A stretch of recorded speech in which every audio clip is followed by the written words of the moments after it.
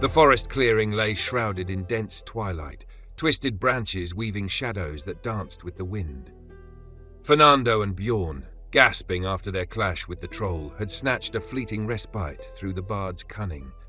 Twice he had conjured minor illusion, first a mocking taunt from the south, then a false cry from the east, bewildering the green-skinned brute as it roared among the trees, its claws raking empty air in pursuit of phantom echoes. Fernando, his fey silk cloak billowing behind him and his dyed leather armor unscathed, seized Bjorn's muscled arm, fingers digging into the warrior's weathered flesh as he yanked with desperate urgency. "Run, big man! We're not dying for that thing!" he shouted, his melodic voice ragged with exertion as he hauled Bjorn southwest towards Suzail. "Full speed now!" Bjorn, torch still smouldering in one hand and hammer in the other, let out a frustrated grunt, but his legs churned to the bard's rhythm. "Damn ugly beast!" he shot back, his voice rough and clipped amid the sprint. "I'll come back for it, little one. But you're right. We're gone." The troll, addled by the illusions, bellowed in their wake, its heavy footfalls thundering in the distance. But the diversions had bought the pair a vital edge. They plunged through the trees, branches snagging at their clothes as the forest sealed shut behind them, abandoning the monster to its confusion. The sun climbed high when Fernando and Bjorn burst from the king's forest, their boots pounding the dusty trail into Suzail. They had run without cease for 3 hours, the woodland a blur of greens and shadows in their wake. The troll, thrown off by the illusions, had not closed the gap, its growls fading as the duo pulled ahead. Fernando, breathless but whole, released Bjorn's arm at the city's edge, sweat beading on his brow while his fey silk cloak clung damply to his back. Bjorn, heaving great breaths with his spent torch dangling from his belt, dropped his hammer to the ground with a thud, leaning on it to catch his wind. "Too strong! That damned thing!" Fernando said, his voice fractured but laced with relief as he turned to the warrior. "We survived, big man. But no 60 silver. What now?" Bjorn lifted his gaze, grey eyes gleaming with a mix of wariness and defiance, his tone gravelly yet steady. "We lived, little one. That counts," he replied, wiping sweat with a calloused hand. "The silver's gone, but that troll didn't claim us. We can return with oil and more hands, or chase something else. Your call." Suzail loomed before them, its low walls and smoking chimneys heralding a return to safety. The echo of their flight still thrummed in their veins, but they were alive.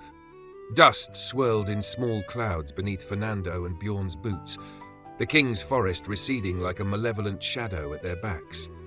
The bard, sweat drying on his brow and fey silk cloak fluttering in the breeze, wheeled toward the warrior with a fresh spark in his eyes. The escape had been pandemonium, but survival kindled a fierce confidence in his chest. "No, Bjorn. We haven't lost that job yet," he declared, his melodic voice slicing the air with resolve. "Straight to the tavern. We snag another gig today, build our strength and coin, buy traps and whatever else we need.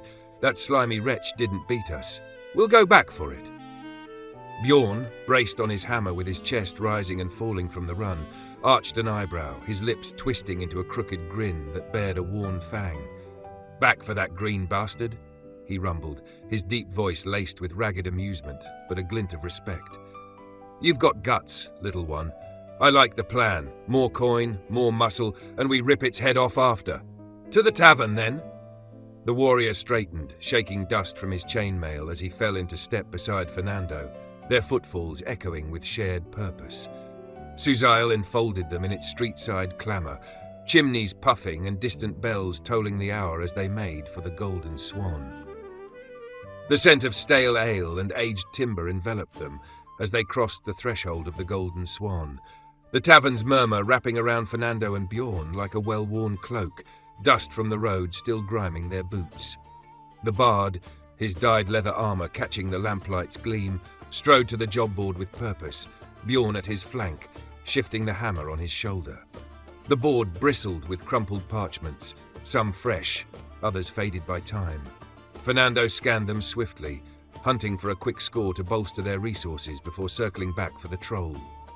The Golden Swan's din hummed steadily, patrons' voices bouncing off wooden walls as Fernando and Bjorn stood before the job board. The bard, his fey silk cloak draping in lustrous folds and his armor dusted from the flight, scowled at the listings. None stirred him. A stalled caravan, rats again, tedious herbs. Nothing worth the troll's wrath. None of these gigs pay enough to matter, Bjorn, Fernando said, turning to the warrior with a spark of disdain in his tone. Better we hit the market right now. Grab oil to set your hammer ablaze and see what else we can snag for that hunt. That foul troll won't mock us twice, right? Bjorn, propped on his hammer with a calloused hand, barked a dry laugh, his grey eyes alight with rough camaraderie. His northern accent softened into the bard's easy lilt. "Hell yeah, little one, you've got stones for not backing down," he replied, his gravelly voice scraping as he scratched his beard. "Oil for my hammer sounds solid, and if there's traps for that slimy green shit, even better. Market it is." The warrior stomped the floor with a battered boot, rising as he trailed Fernando to the door, hammer slung like a trophy primed for retribution. Suzail's streets welcomed them with afternoon heat, the sun beating down and vendors' cries echoing afar as they veered toward the market. Suzail's market swirled like a vortex of life, stalls arrayed in a vibrant mosaic beneath the afternoon's golden blaze. Fernando wove through the throng with serene determination, his fey silk cloak shimmering in soft folds and dyed leather armor hugging his frame with elegant poise, his sharp mind fixed on vengeance against the troll. Bjorn lumbered in his wake, his hulking form a stark counterpoint to the bard's grace, hammer dangling like a vow of brute force. Ferdinand halted at a tool vendor's stall, eyes appraising jars of oil with calculating gleam. He turned to Bjorn, his melodic voice ringing clear and precise. "We need fire to halt that beast," he said, gesturing to the jars. "I'll take 2 flasks of oil for your hammer, Bjorn. Your strikes will blaze, severing its wretched regeneration. But it's not enough. Let's hunt for traps or something more to tip the scales." Bjorn nodded, gaze locked on the flasks as approval flickered in his grey eyes.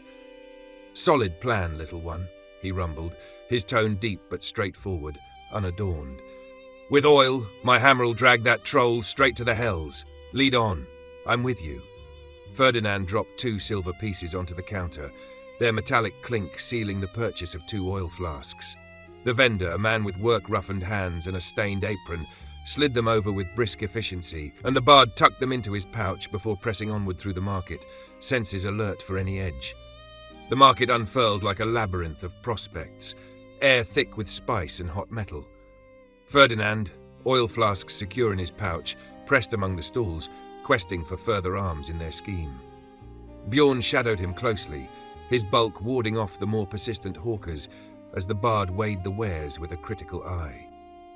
At a hunter's stall, a dwarf with braided beard hawked traps and nets, his rough hands deft on the iron. At another, a weathered woman peddled alchemical vials, her keen eyes promising potency.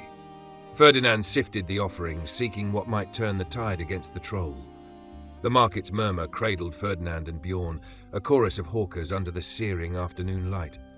The bard scratched his head, appraising prices at the stall. Acid vials, heavy traps, blinding powder, luxuries that outstripped the troll's bounty. His fingers drummed the whip's handle, and resolve sharpened in his agile mind. "This costs more than we'll earn from that job," Ferdinand said, wheeling to Bjorn with thoughtful firmness. "Not worth the drain now. We'll stick with the oil flasks to ignite your hammer. That'll give us the edge we need. Back to the tavern for a proper rest. We have to be at our peak to face that thing again." Bjorn folded his arms, hammer's weight braced on the ground as he nodded, practicality gleaming in his eyes. "You're right, little one," he replied, voice deep and unyielding. "Oil alone'll tower over that troll. Rest sounds good. I'm beat to dust. Tavern, then." Ferdinand stowed the flasks with a swift motion, and they turned, abandoning the market's clamour. The sun dipped westward as they traversed Suzail's cobbled streets, their footfalls tolling a return to the Golden Swan. The warm tang of old wood and sour ale greeted them upon entering the Golden Swan. The tavern had quieted since midday, a smattering of patrons nursing drinks at scattered tables. Ferdinand led to the bar, where Gavrin polished a tankard with his customary scowl. "We need a room to crash, Gavrin," Ferdinand said, his voice crisp and even as he slid a gold piece and 5 silvers across the bar. 8 hours, no disturbances. Gavrin arched a brow, scooping the coins with a flick before jerking his chin toward the stairs with a grunt. "Second floor, usual spot, Bard," he muttered, tone dry but harmless. "Keep it quiet. No late grub runs." Ferdinand flashed a faint smile and nod, ushering Bjorn to the private chamber. It was plain but serviceable. Twin beds with threadbare sheets, a table bearing an unlit candle, a window admitting the afternoon's gentle glow. The bard shed his cloak and armor with care, setting them beside his violin before collapsing onto the mattress. Bjorn followed suit, hammer thudding dully as he sprawled, the frame groaning under him. "Rest deep, big man," Ferdinand murmured, voice soft yet resolute. "Tomorrow we take that troll with everything we've got." Bjorn grunted assent, eyes shuttering as exhaustion claimed him. Their long rest began at 2:15, stretching into the velvet hush of night. Night had settled over Suzail, the chamber cloaked in profound quiet, broken only by the occasional creak of floorboards beneath the night's weight. Ferdinand lay abed, sleep drawing him into an ethereal realm where shadows swayed to an unseen melody. As slumber deepened, a subtle warmth stirred within him, a distant echo of his nymph heritage awakening in his veins, like the roots of his fae grandmother's passionate lineage finally breaking soil, blooming in his soul. In the dream, he stood before a rapt crowd, violins singing as notes wove luminous threads around each soul, their faces aglow with irresistible enchantment. He felt his voice and music bending wills, a potent new craft taking shape, the glamour of the College of Glamour. The vision shifted and the king's forest troll loomed, bellowing rage.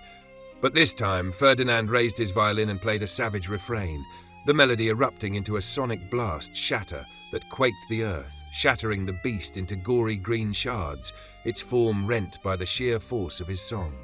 As the reverie ebbed, a surge of vitality flooded him, his frame hardening, his magic delving deeper. He woke with a gasp, the dream's echoes thrumming in his mind as moonlight silvered the window. Across the room, Bjorn stirred too, his warrior's spirit tempered anew by the day's forge. Moonlight's silver sheen bathed Ferdinand's face as he opened his eyes, an otherworldly luster upon his skin. He sat up, the shift within him palpable. His nymph blood now hummed with unfamiliar intensity, an intoxicating blend of allure and might. Shatter's note still buzzed in his skull, his body thrumming with vigor. He held his tongue, letting the sensation wash over him as he regarded Bjorn, who stretched with a rumble, his sturdy form now infused with fresh resilience. Intoxicated by this arcane awakening, Ferdinand rose with feline poise, his fey silk cloak whispering in his trail. He glided to Bjorn, eyes alight with mingled assurance and allure, his melodic voice spinning a subtle, intent-laden lure. "Bjorn, something stirs in the air tonight," he said, tone velvet persuasion as he leaned close to the warrior. "Don't you feel that spark too? Let me show you what this new magic can awaken in us." He ventured a poised advance, his emergent fey gift weaving naturally into the space between them. An aura of charm and confidence, not quite enchantment, but undeniably magnetic. Bjorn lifted a brow, grey eyes appraising the bard as a lopsided grin creased his weathered face. He sat up, boards protesting the shift, his voice a low rumble threaded with curiosity and wry amusement. "New magic, eh?" he said, the words rolling with intrigued diversion. "I feel it, little one. Won't lie, that silver tongue of yours knows how to stir things. What's brewing in that head? I'm no stranger to a bold play." He welcomed Ferdinand's presence with quiet steadiness, the humour in his tone cutting through the thick hush of the chamber. The air hummed faintly with the bard's awakened glamour, but what lingered strongest was the charge of renewed strength. Two allies reborn beneath the moonlight, their next act already forming in silence.